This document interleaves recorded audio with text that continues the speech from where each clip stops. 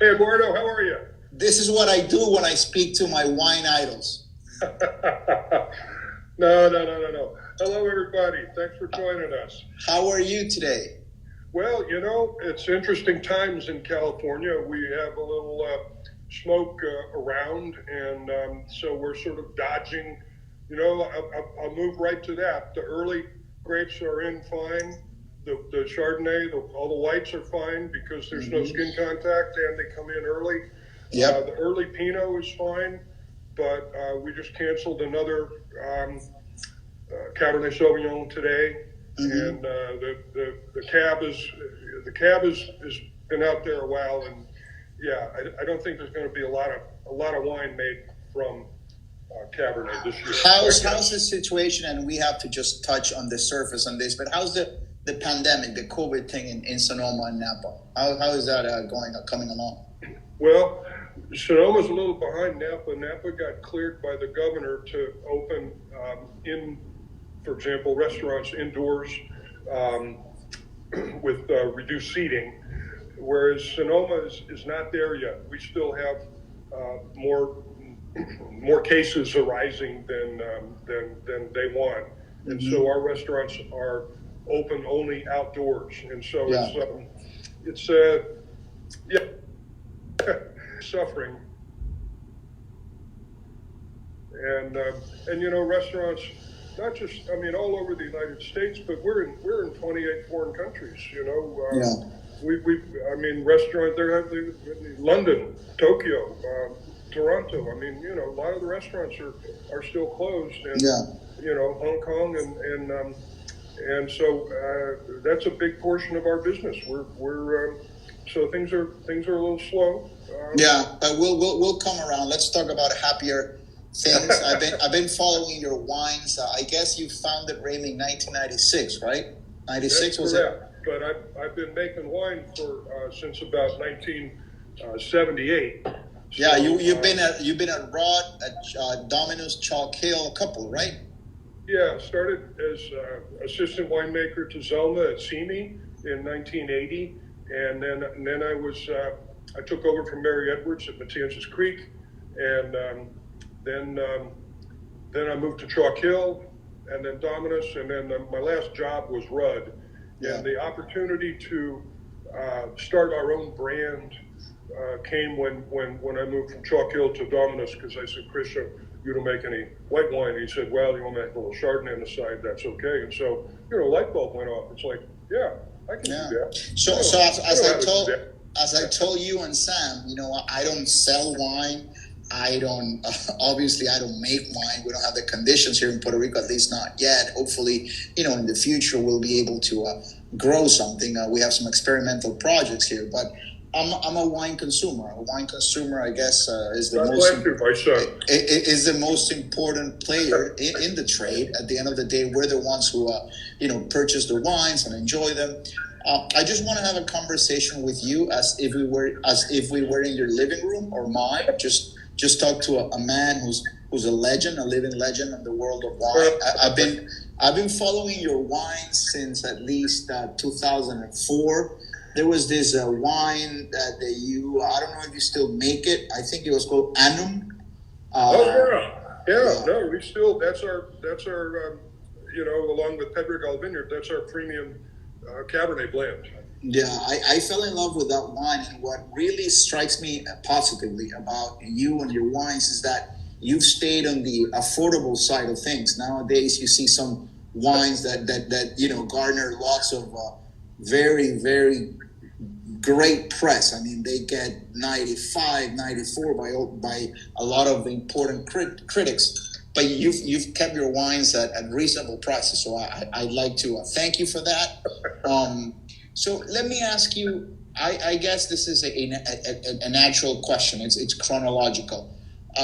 Growing up, were you exposed to wine in your home? Not at all.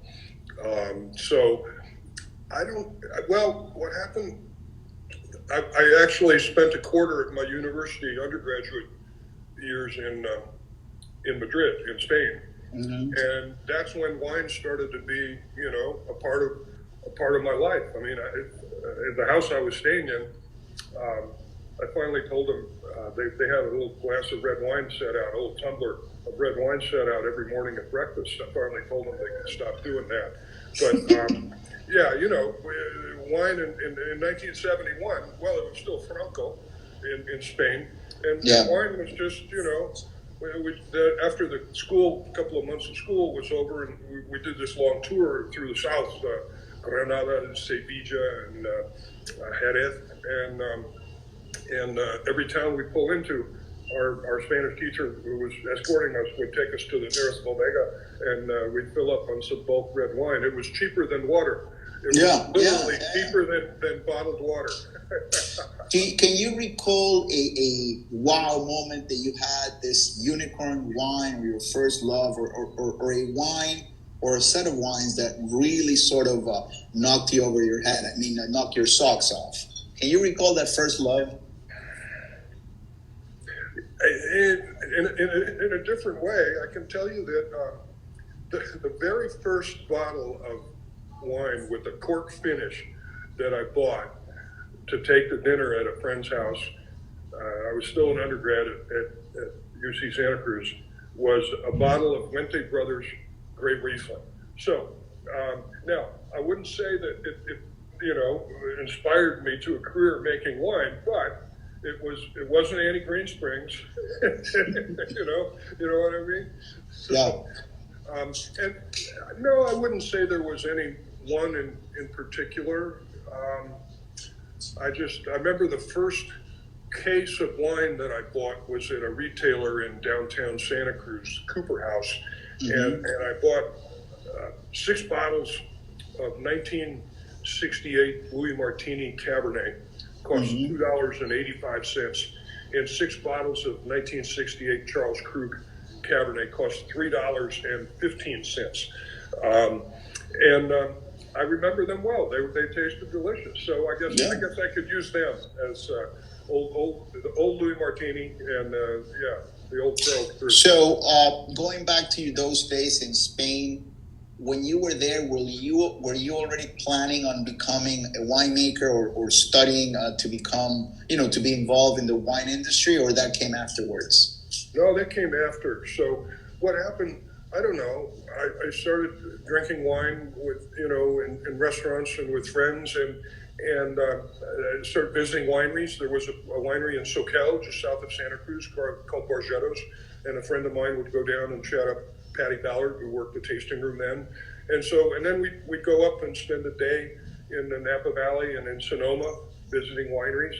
And I started reading wine books, and then when I graduated. Hola, Lisa from Buenos Aires. So some people are starting to join. Let me just say hi to a couple of people. Hola, Lisa.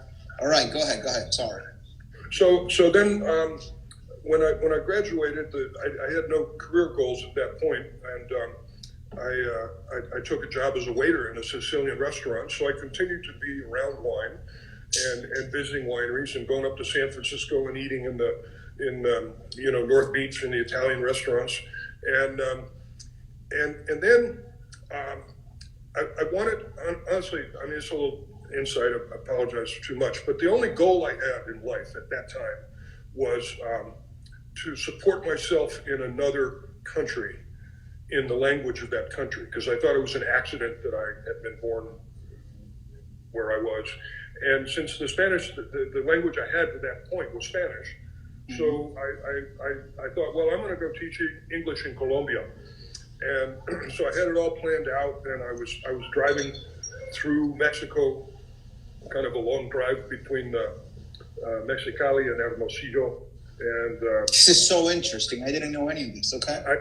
I had a '71 Toyota Hilux pickup truck with no radio, so it was just me and a Saguaro. And I'm thinking, well, what am I going to do when I'm done with this? And in French now, you call this a coup de foudre, a lightning bolt, an inspiration. And it was, well, why not make wine? It makes people happy. It's an aesthetic statement. It's a craft. It's not bad for the environment. And then I'm thinking, 5 miles later, I'm thinking, well, I can't do that. You have to go to the University of California, Davis to do that. That's just for sons and daughters of industry, like Mike Martini. And then 5 miles later, it's like, No, that's not true. It's the University of California. My parents pay States, yeah. taxes to support it. Hell, I pay taxes to support it. And I continued on. At that point, I was staying with a family in central Mexico, in León, Guanajuato. 500,000 people at the time, big shoe capital, a lot of shoe factories. And I got there, I'd gone down, and I'd come back to apply to Davis. And I got back, and I got word that actually it was... I was going back to Mexico for the second time. They convinced me not to go to Colombia, teach English in León, Guanajuato, and I got two letters just as I was almost leaving town. One was from UC Davis saying, you can't come until you get your basic science out of the way. I had no science whatsoever. Mm-hmm. And second was a two-page single-space type letter from a school in Colombia offering me sight unseen a 2-year position teaching English. Wow. So I'm like, I'd already committed to making wine now. I already decided that was what I was going to do. And thank God, because I don't know what else I would have done with my life. But I continued on. I got to León, and 2 weeks later, like the day after Christmas, they let me break the piñata on Christmas Eve. And the day after Christmas, I drove back, nonstop, living on bananas and Coca-Cola.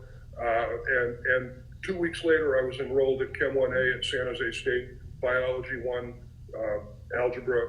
And it took 4.5 years to get from Chem 1A through the Master of Science in Enology. But, so by the time I got out, I was 28. But that's fine. I wasn't doing anything else, and so there you are. Who were your mentors? Those first sort of role models that you aspired to be, or that you got a lot of influence from them? Well, two in particular, I would say. Zelma Long at Simi Winery, and what I really learned from Zelma was production management. A lot of analogies between making wine and cooking, and there, it's like there's a different skill set being a chef and running a restaurant. And being a chef, you're gonna think up the menu, and you're gonna get the ingredients, and you're gonna cook it, and you're gonna plate the food. But when you run a restaurant, you gotta hire staff, you gotta train staff, you gotta management related stuff. Yeah, management, and that's what I learned from Zelma. So, and I always we're still, I don't see her that much. She spends half her time in South Africa these days, but I still always love and respect Zelma for the professional formation that she provided me. And then the first job that I had, other than the harvest at Lambert Bridge in Dry Creek Valley, was with the Mouex organization. Christian Mouex offered me a position in 1979, and Jean-Claude Berrouet, the longtime enologist for Établissement Jean-Pierre Mouex. Mm-hmm. Christian's father, Jean-Pierre Mouex, founded the firm and hired Jean-Claude right out of the University of Bordeaux. I think he was 21 or 22 years old. And in 1964, Jean-Claude retired maybe, a few years ago. And now he does a little consulting, but he's just one of the great gentlemen of the wine world. And I learned essentially red wine production from him. He's a complete gentleman. Was that your first job out of the university with the conglomerate? Yeah, with Mouex. Yeah, I wouldn't call it a conglomerate, but it is a little larger than some people think. Some people say, well, I worked at Chateau Petrus. Well, that's not true. Nobody really works at Chateau Petrus. Établissement Jean-Pierre Mouex at the time owned or managed probably, 28 chateaux in principally Pomerol, but also Saint-Emilion, and at the time, Canon Fronsac. And some they owned, some they managed, and so that first year, I was just a grunt. I did pump overs for the first half of the harvest, and then I shoveled out tanks for the second half of the harvest. That's so cool. Do you recall those first varietals, the first grapes that you had to work with? Was it red, white wines, a little bit of everything? What was it? Well, in Pomerol, it's 80% Merlot. It's almost all Merlot.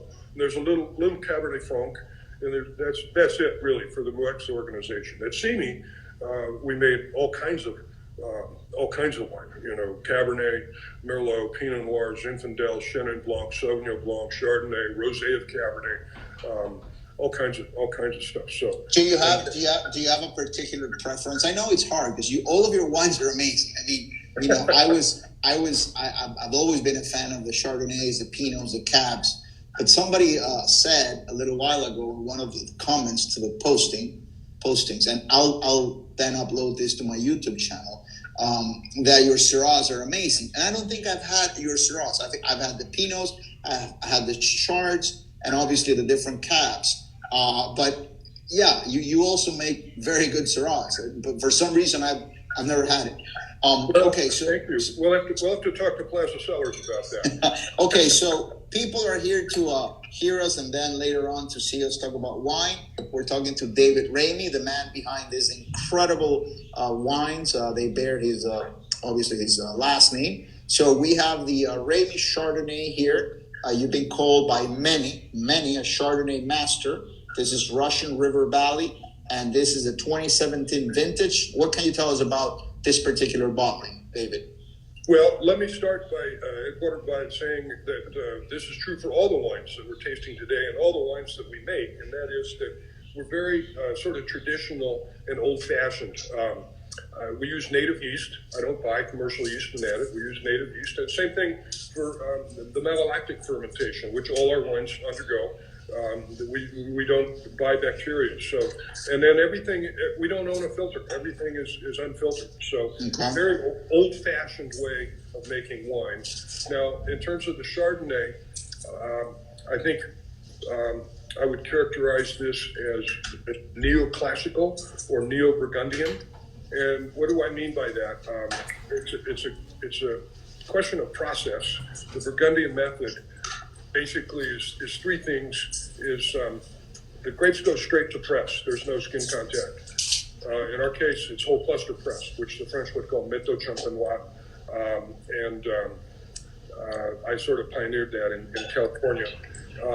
The next thing is it goes, except for Chablis, it goes to barrels.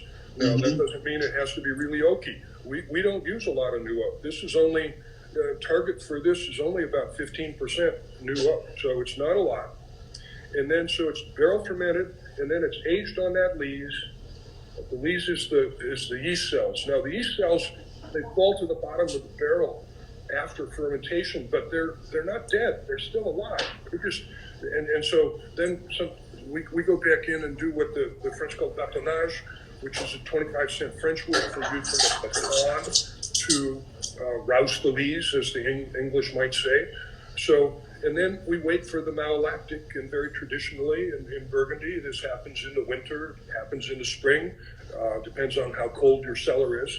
But for those who might be, have heard a little ABC, anything but Chardonnay, and some of the hipster songs, God bless them all, but have sort of said, well, malolactic's, We have Laura Canales joining us from Boutique Duran, the Plaza Cellars team. Obviously, they're sponsoring this interview that we will upload to the YouTube channel later on.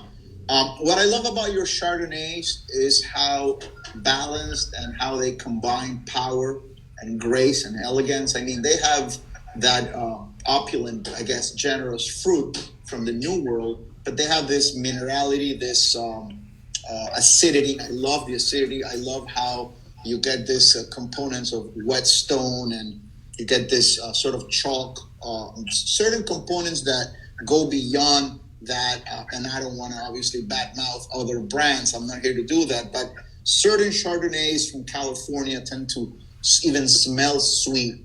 Here I have precision, like the string in a guitar. That's super precise. Well, thank you. Acidity is a key part of our style, and at risk of waxing just slightly technical, pH is one measure of acidity.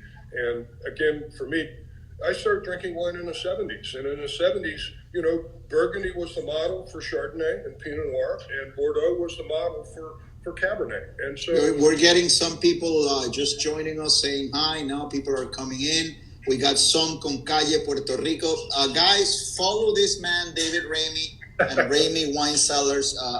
Very, very hard to miss. You see his last name on the labels. So we're speaking to David Ramey. You may have seen these bottles, these labels at Boutique Duban or Plaza Cellars or many other wine shops or restaurants. So I'm speaking to Mr. Ramey himself. So you're getting a lot of people saying hello from San Juan, Puerto Rico.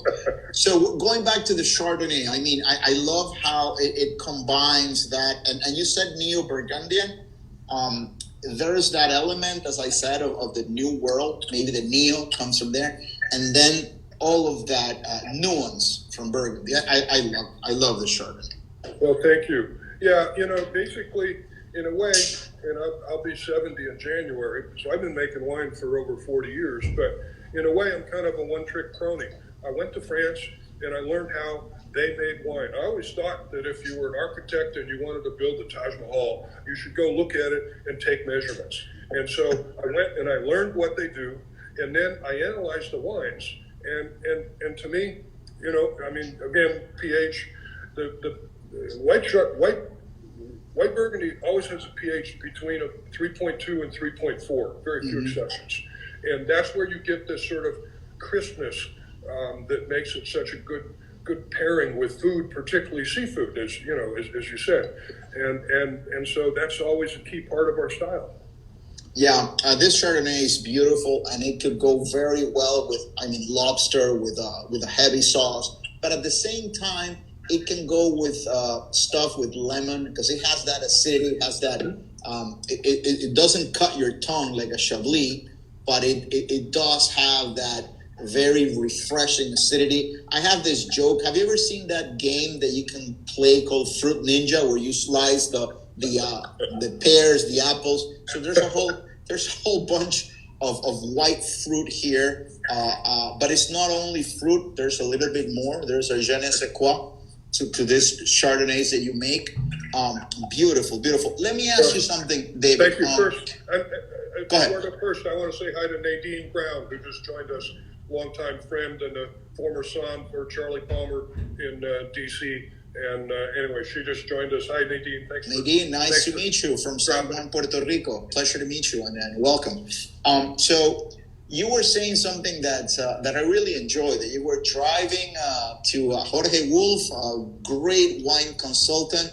He is the maestro, the teacher. He's a wine consultant, and he represents a lot of brands from California and from different parts of the world. Jorge, bienvenido. You were saying that as you were driving down to Mexico on your way to Colombia, something popped up in your head and you said, why not make wine? It's aesthetical.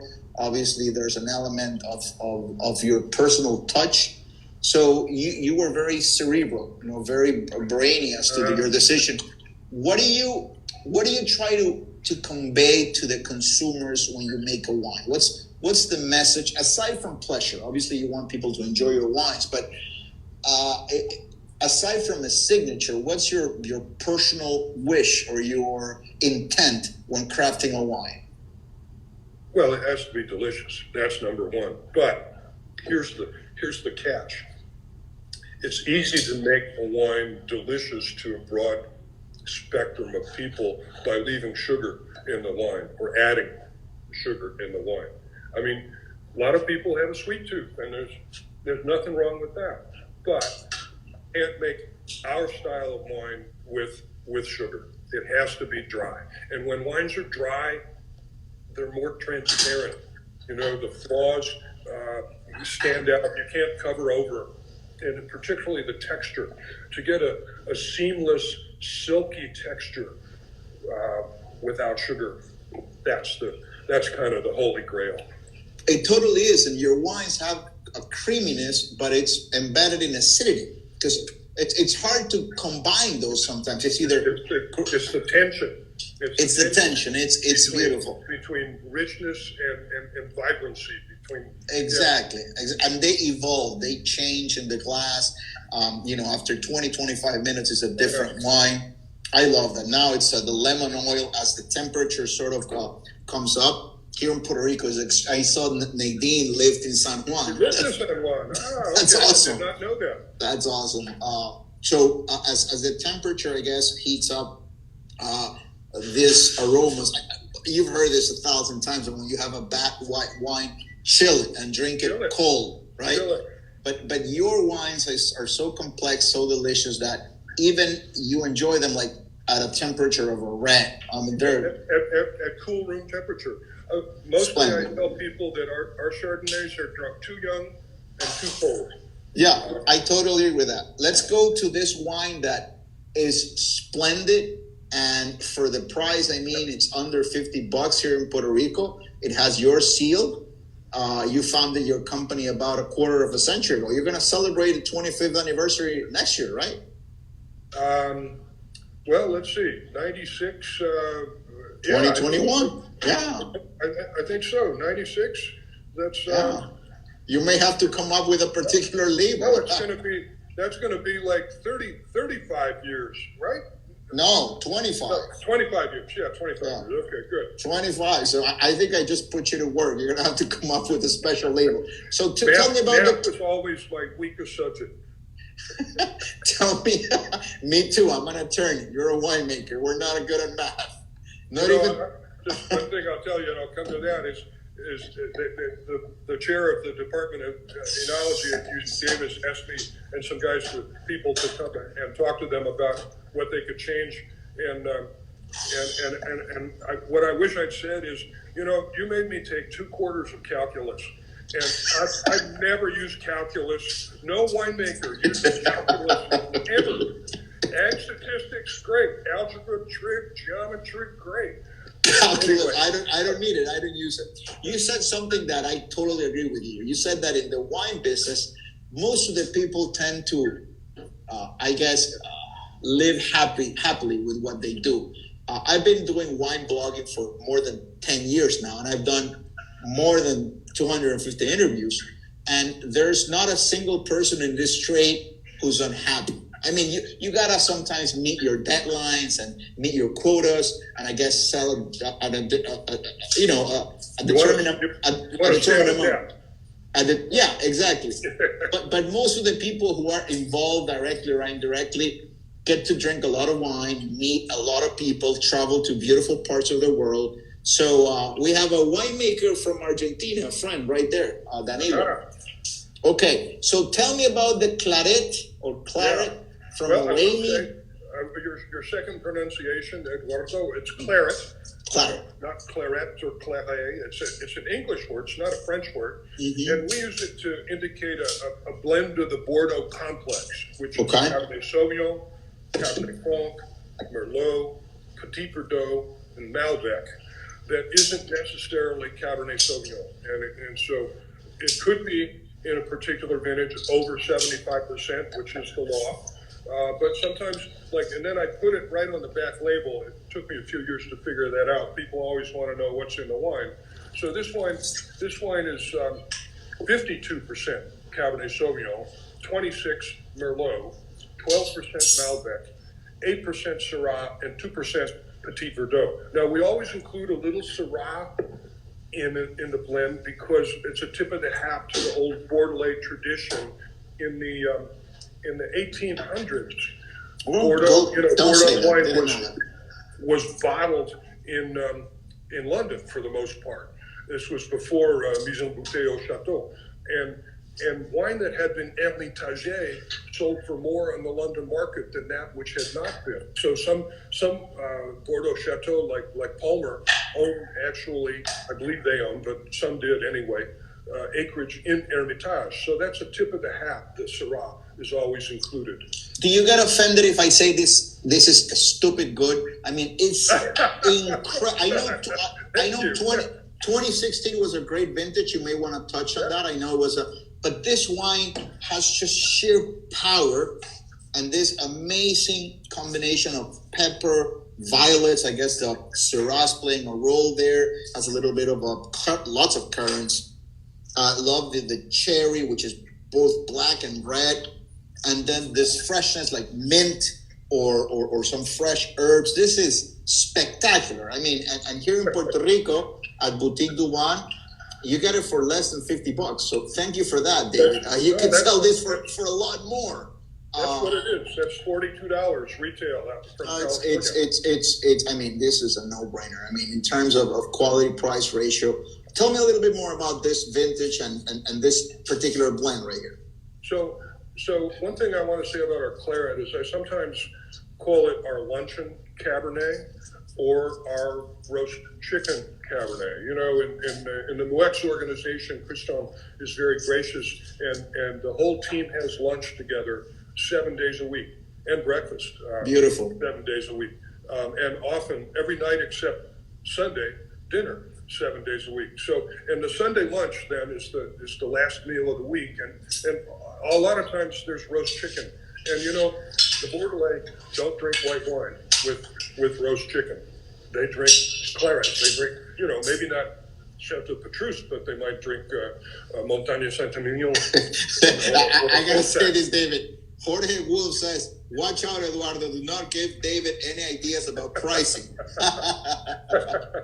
So this is your roast chicken wine right here. Yeah, and but it could go with anything. It's great with hamburgers. It's great with arroz con pollo, which I sometimes cook here. You know, it's like, it's fine with the steak. It's a little, it's gentler. It's not as tannic as the next wine that we'll come to. It's not a bombastic, pardon the word, it's not a pornographic wine, but there's power, there's concentration, but there's finesse, there's freshness, there's I guess clarity of fruit, and this is an important question. The art of blending, how complex is it as opposed to single varietals? Well, I might be a sort of a contrapuntalist here, contrarian, but you know, you start blending from the top down, and in a way, this is kind of so we make the Pedregal blend, Pedregal Vineyard, which is a single vineyard that we lease in Oakville. We make Annam, and then actually we make the claret, and then the Napa Cabernet is the last thing. And the key aspect here would be, you know, the amount of Syrah is probably the biggest single thing that goes into this blend. But otherwise, the varieties can fluctuate, you know, greatly, and it's still the same style of wine. Can I have like 2 minutes to tell a story that Jean-Claude? Sure, go ahead. You're the star. I mean, I'm just a talking head.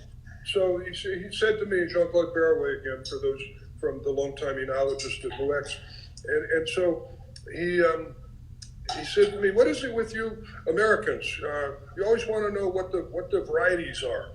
Let me explain the way varieties work. So it's true that Cabernet is more tannic than Merlot, but it's also true that on any one property, you have a variety of soils. And if you plant, you know, and then clay soil gives wine strength, color, and tannin, and gravelly soil gives wine elegance. So on any one property, would you plant the Cabernet on the clay and the Merlot on the gravel? No, because it would exaggerate the natural tendencies of the varieties. But if you plant the Cabernet on the gravel, it gives it elegance. You plant the Merlot on the clay, it gives it strength. Then it can be very difficult, even for the winemaker who made the wines, to tell the two apart. So that's really the role of varieties. It's not like it's always flavor A, flavor B. It's what's really good wine and what's maybe for whatever reason not quite so good.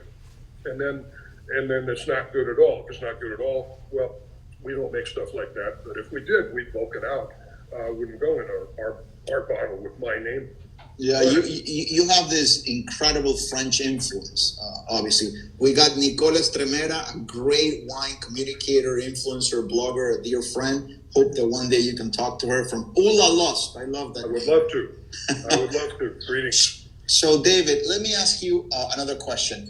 Aside from the French technique and this sort of historical reference that you have to their way of doing things, Is there any other wine country from the old world or the new world that excites you?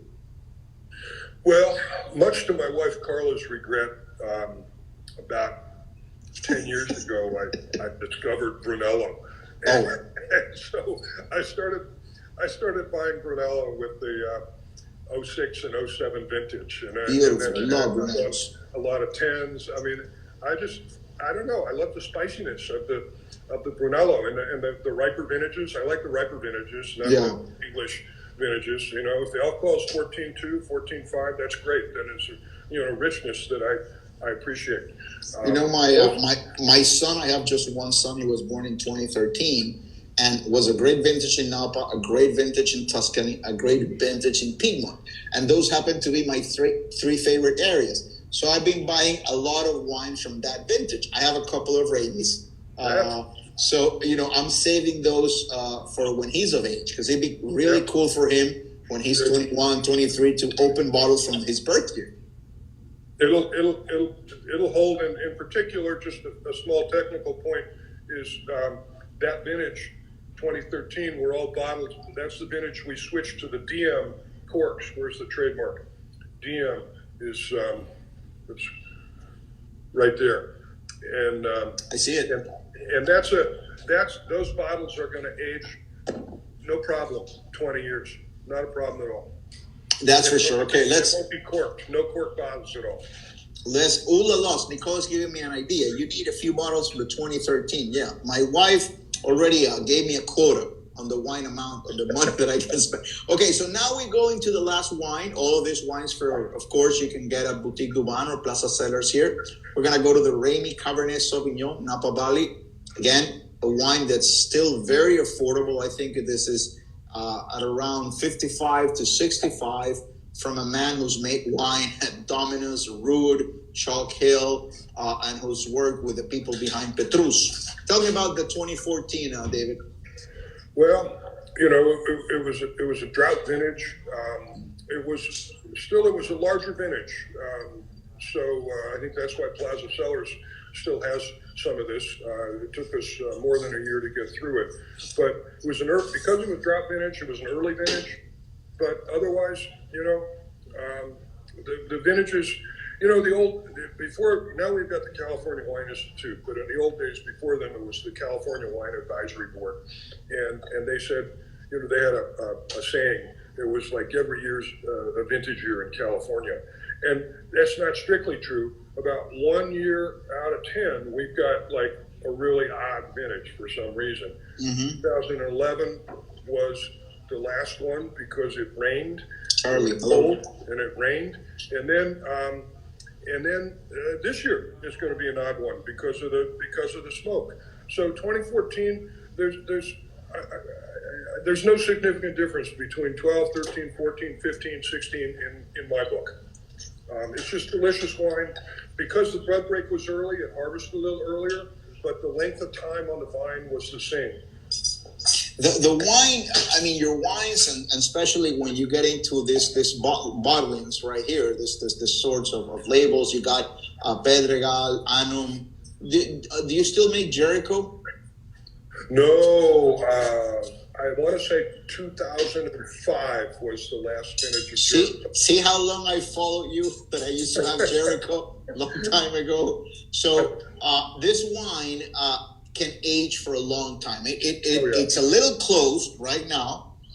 It's obviously the claret is much more expressive right now, and I guess accessible to the nose. Right here, this one, you see that it still has ways to go. I mean, in terms of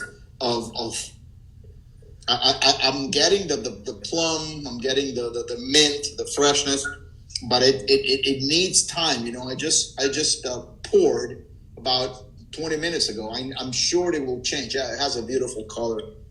Nicole is saying that. So Eduardo, to that point, if you did get your enological schooling at the University of Bordeaux rather than UC Davis, you would have been taught how to make vin de garde and vin de consommation. Vin de garde is wine to keep for your cellar, and vin de consommation is supermarket wine. and we only make red or white Vendegal wines for your cellar. So our Chardonnays, now with the DM corks, they should last 20 years, and they start getting really interesting when they're about 10 years old. And the Cabernets, I mean, 20 years is nothing.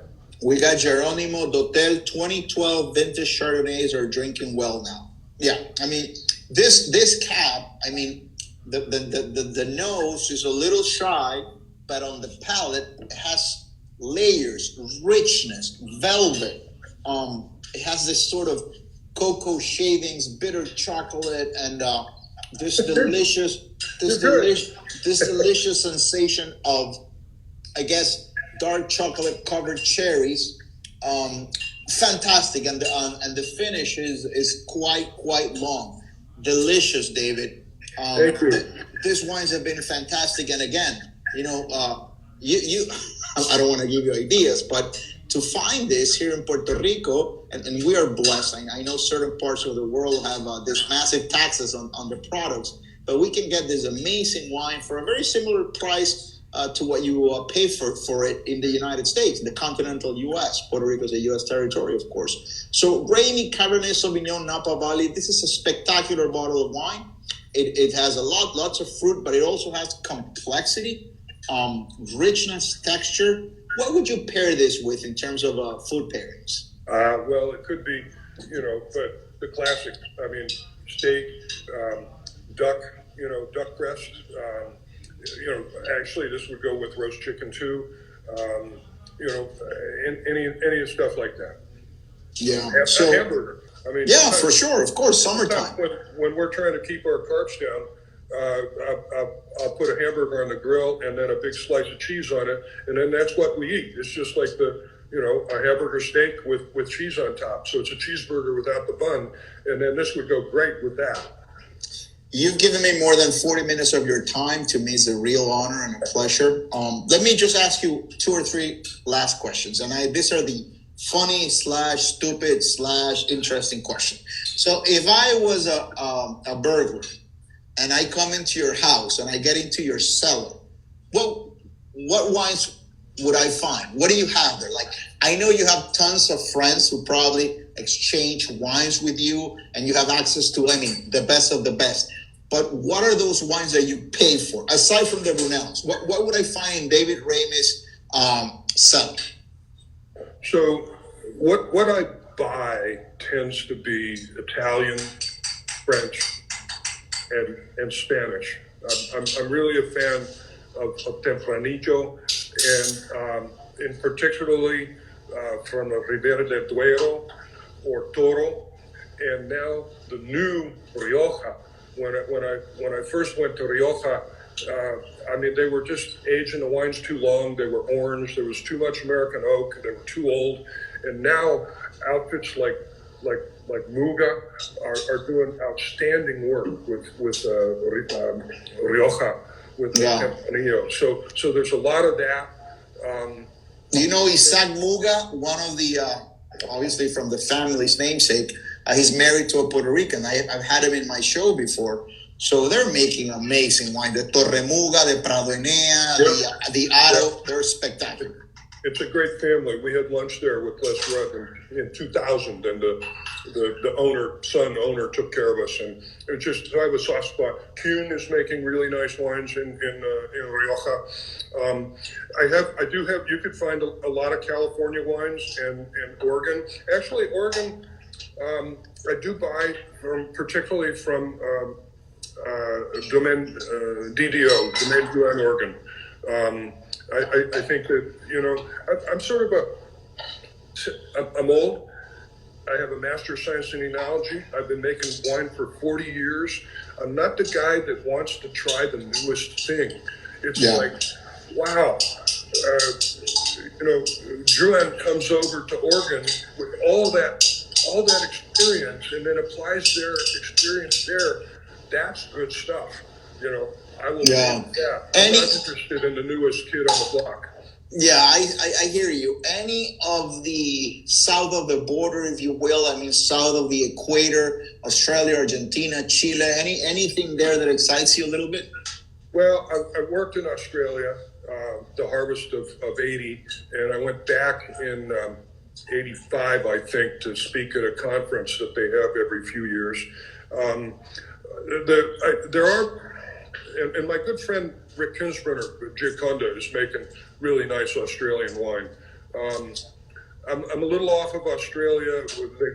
They got, they started making some really wines on steroids because of Parker, and I bought some and then they sort of overcorrected a little. So then there were a lot of lean, thin wines, Bindi quartz. So there's a lot of options in the world. So I'm a little off there. Chile and Argentina, I think, are doing some really good work. Our son Alan, both kids have joined the winery, Claire and Alan. And Alan worked at a harvest in Chile with my friend Rodrigo Soto at Viramonte. Really I've had him in the show. Okay, two final questions.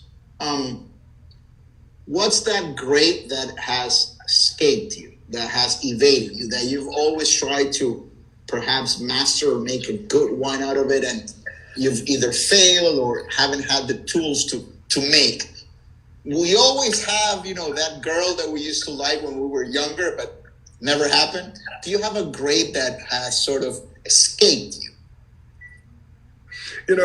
The question you're answering, you're asking, Eduardo, needs to be answered in a different way, and I'm going to give you an answer you don't expect.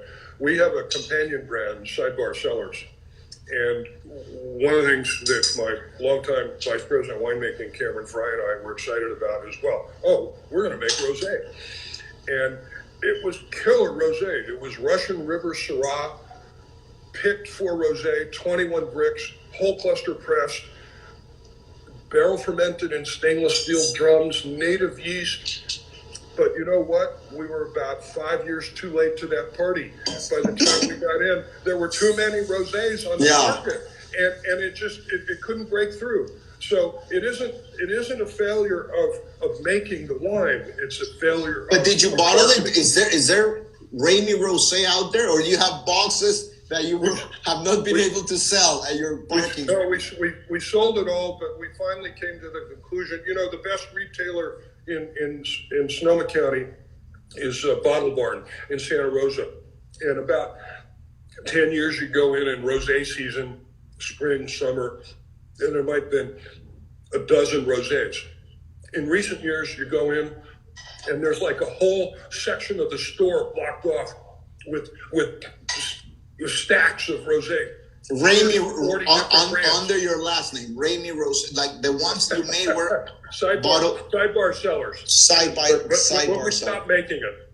So there's a failure. But it's a failure of marketing, not of winemaking. So that's the different answer than you were asking for. Was it Pinot? No, it was Syrah. Syrah, beautiful. Because and so great color, perfect color. It wasn't orangey like Pinot Noir rosé. But there's just too many brands, too much noise in the environment. Plus, you got Brangelina, brands like that. I mean, yeah. Stick to what you do, which is amazing. Last question. So I know what you've given to the wine world as a consumer. Now, I'm not a critique. I'm not a writer. I'm not a sommelier. I'm a consumer, a collector, a passionate, and I know very little about wine. I know what I like to drink. Wine gives you these incredible doses of humility, I guess. Sometimes you sample a wine blind and you scream, "This is Burgundy, this is Gervais Chambertin," and it's something different. So you always find out that there's a lot more to learn. So you've given a lot to the wine world. What has wine given to you? What does wine mean for you in your life? Oh God! For one thing, a living. I don't know what I would have done if I hadn't turned into a winemaker. For another thing, and you alluded to this earlier on in your comment, Eduardo, wine. I've seen the world. I mean, I've spent 3 months in Australia. I've spent 3 months in France twice. I've been to London numerous times, New York. I've been in every state in America except for 4. I've been to Tokyo. I mean, you know, it's a rare. And you've been to Puerto Rico. You've been to Puerto Rico too. You know, I was gonna come. We had it scheduled, and the Zika virus kind of came through, and we just thought, well, let's just put this off. So now I do have a question for you, and those of you who are listening. If I would love to know what the feeling is. Can we have Puerto Rico as the 51st state? Is that something that you all are interested in? Because many of us here think that, you know, you get the vote, but come on, let's close the deal. I don't know. What do y'all think?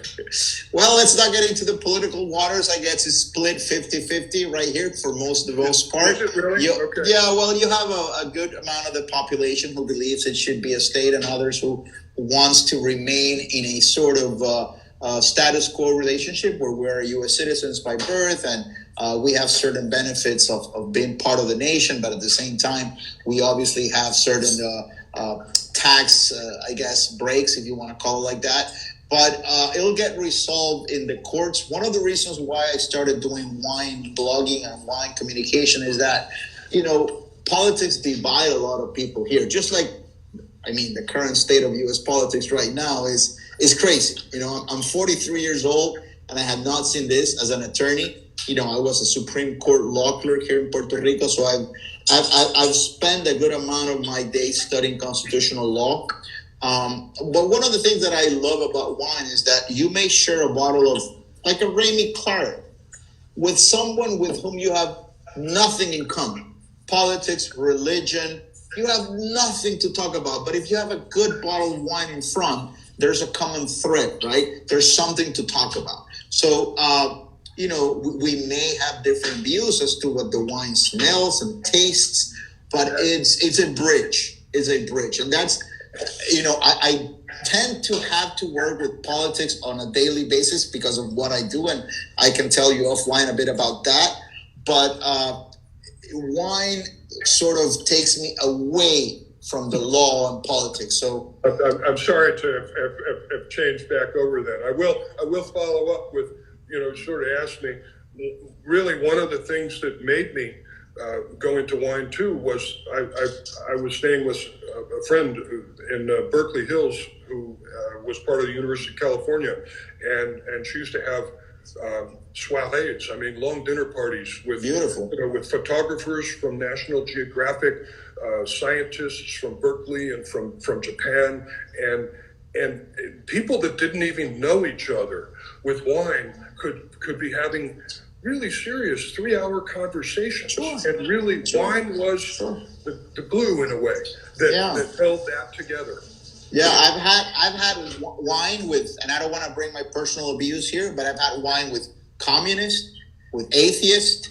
I've had wine with Trump lovers, and I still enjoy the wine of the people. So, David, thank you for this. Let's remind our viewers we had Raimi, Mr. David Raimi, and 3 of his wines. We have a Raimi Chardonnay, Russian River Valley, 2017. All of these wines you can get at Boutique Dubon or Plaza Cellars. This is a fantastic Chardonnay. The second one we had was a Claret. This is a blend of 4 or 5 grapes. Beautiful. For $42, this is a steal. I mean, this is an incredible bottle of wine. And then to wrap things up, we had a beautiful Napa Valley Raimi Cabernet Sauvignon. David, thank you so much. This is a personal privilege to be talking to you. And let me give you a toast here to the screen. God bless, Godspeed, and thank you for giving us pleasure for so many years. Hopefully we can one day, when the COVID is done in our way, give each other a hug in Sonoma or in Puerto Rico. We'll be there. We'll be in Puerto Rico. I promise you. Take care, sir. Thank you. Okay. Keep rocking. Thank you. Bye-bye.